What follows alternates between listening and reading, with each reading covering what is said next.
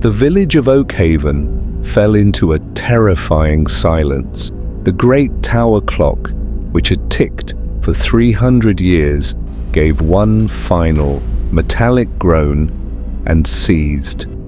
The streetlights flickered and died. The only thing that remained was the thick, suffocating glow of the copper mist. Outside the workshop, the shadows were filled with the sound of slowing hearts. The wealthy merchants, once so loud with their golden gears, were now gasping for air as the temporal rust turned their hearts into heaps of brown dust. They pounded on Elias's door, begging for oil, for springs, for anything to stop the friction. But Elias didn't move. He was staring at the boy in the corner. Elias realized the truth. That would change everything.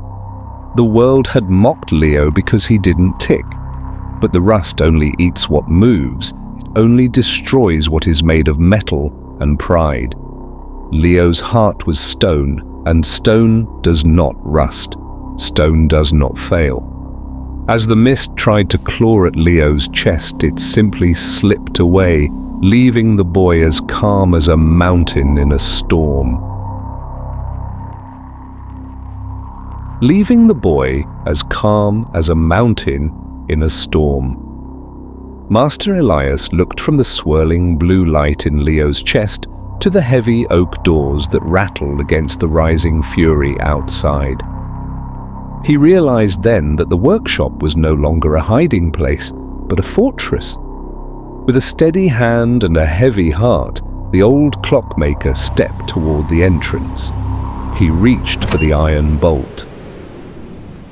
Master Elias stood at the threshold, his hand resting on the shoulder of the boy the village had long since forgotten. Before them stood the giants of Oakhaven, the mayor, the merchants, and the proud fathers who had once pointed at Leo with pity. Their golden hearts, the very symbols of their status, were now their death warrants.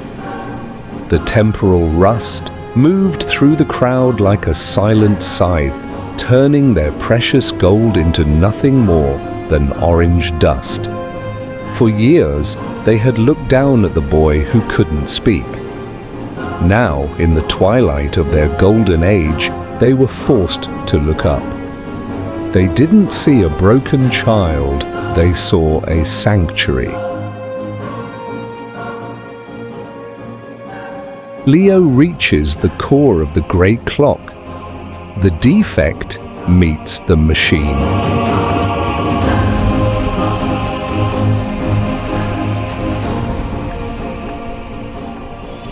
As Leo touches the main drive gear, the blue-white light doesn't just glow, it flows like liquid into the rusted metal.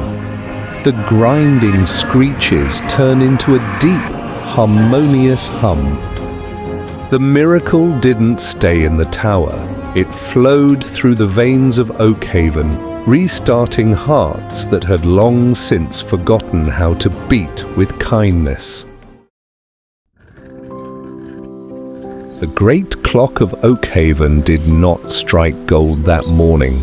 Instead, it rang with a deep, resonant chime of silver and stone, a sound that carried further than any tick-tock ever could. The giants learned that day that true value isn't found in what shines, but in what stands when the storm arrives. Leo returned to the silence of the workshop, not as a broken boy, but as the master of the foundation. For the master builder never makes a mistake. He simply waits for the right time to show the world the strength of the stone.